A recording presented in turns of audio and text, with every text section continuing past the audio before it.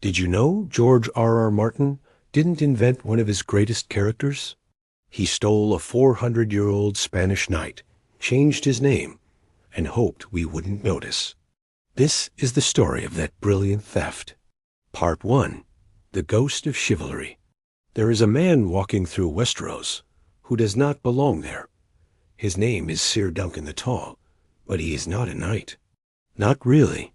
His mentor, a wandering hedge knight, died on the road before he could properly knight him.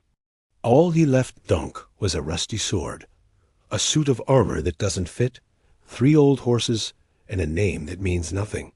Yet Dunk wears that name like it's gospel. He lives and breathes a code of honor that most people only hear about in songs. He challenges powerful lords. He fights for common peasants. He believes in knighthood, and the world looks at him like he's insane. 400 years before Dunk ever walked that dusty road, another man did the exact same thing in the plains of La Mancha, Spain.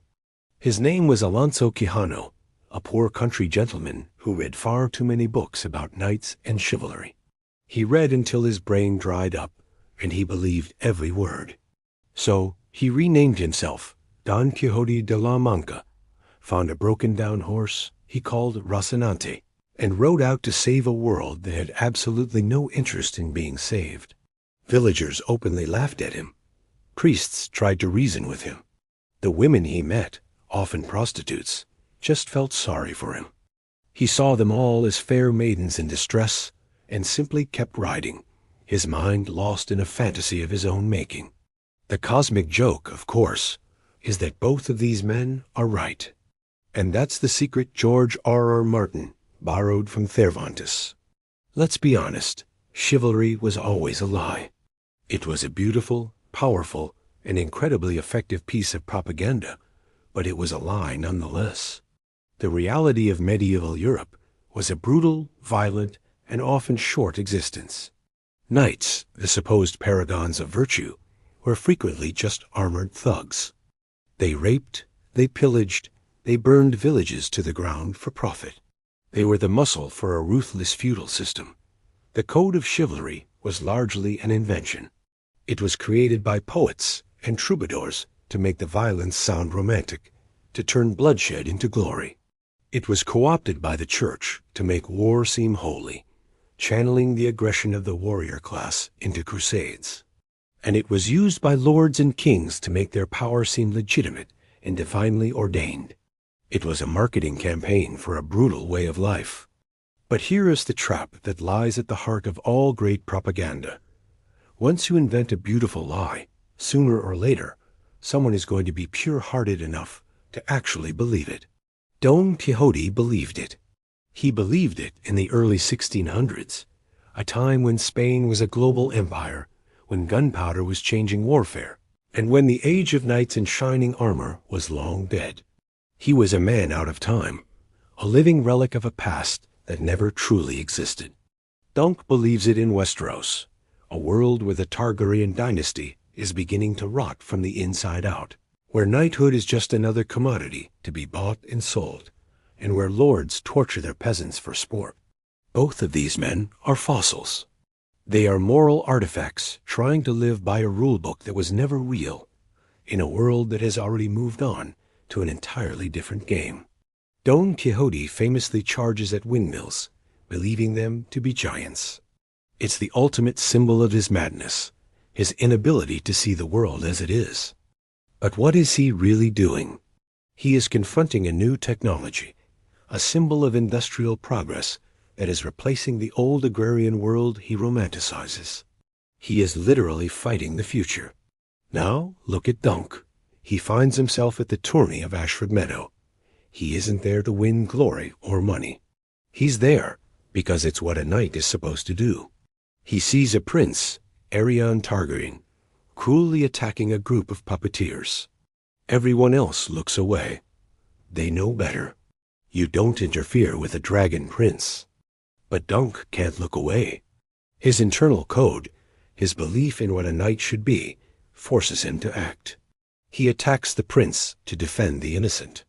In the eyes of the world, this is just as insane as attacking a windmill. He's attacking a symbol of immense power, a living embodiment of the brutal political reality of Westeros. Quixote's madness gets him beaten, bruised, and humiliated time and time again. Dunk's madness gets him sentenced to a trial by 7, a formalized slaughter where he stands almost no chance of survival against some of the greatest warriors in the realm, including 2 princes of the royal blood and 3 knights of the Kingsguard.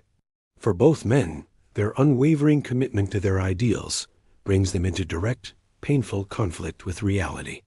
They are punished not for being wrong, but for being too right in a world that's gone wrong. And this is where the genius of Martin's theft truly shines. He didn't just copy a character, he copied a theme. Both stories ask the same question. What happens when a truly good person tries to live by a noble code in a cynical, corrupt world? Cervantes presents it as a comedy that slowly reveals itself to be a tragedy. Martin presents it as a tragedy that offers small, flickering moments of hope. The world laughs at Quixote, but his simple goodness, his unwavering belief in the best of humanity, slowly begins to change the people around him. His squire, the pragmatic and earthy Sancho Panza, starts off just humoring his mad master for money. But by the end of their journey, Sancho has absorbed so much of Quixote's idealism that he starts to see the world a little bit through his master's eyes. He learns to value honor and compassion. The same thing happens to Dunk's squire, Egg. Egg is secretly Prince Aegon Targaryen, a boy raised in the heart of power and privilege. He's cynical and arrogant. But traveling with Dunk, seeing this simple, honest man risk his life for his principles, changes him. Dunk's unwavering decency becomes Egg's moral education. He learns about justice, humility, and responsibility, not from the lords and princes in King's Landing, but from a poor hedge knight who believes in the songs. This education will one day shape him into one of Westeros's greatest kings, Aegon the Unlikely. So, who are the real madmen? Are they the idealists who believe in a better world, even when all evidence points to the contrary? Or are they the so-called sane people who accept the cruelty and cynicism of the world as normal? Cervantes and Martin both suggest the latter. They show us that while the world may break these idealistic fools, their madness is a kind of moral light. It illuminates the darkness around them, and sometimes it even inspires others to be better. Don Quixote's quest ends in heartbreak. His friends and family trick him into returning home, where they force him to renounce his chivalric fantasies. On his deathbed, Alonso Quijano regains his sanity, apologizes for his foolishness, and dies.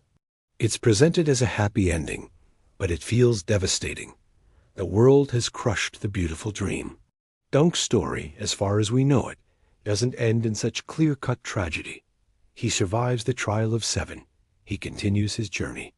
He becomes a celebrated Lord Commander of the Kingsguard, the very embodiment of the ideal he always aspired to be. But this is Westeros. His life is still filled with hardship, loss, and the constant struggle to maintain his honor in a world that has none. He ultimately dies at the tragedy of Summerhall, trying to bring dragons back into the world alongside his old friend, King Aegon V. He dies in service to a noble, but ultimately doomed dream. In the end, both men are tragic figures. They are ghosts of chivalry, haunting worlds that have forgotten what the word even means. George R.R. Martin didn't just steal a character.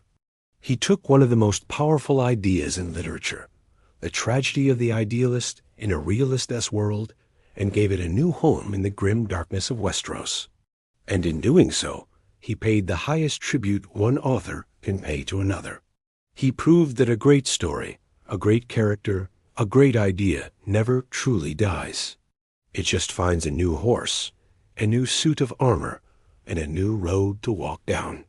Thanks for watching.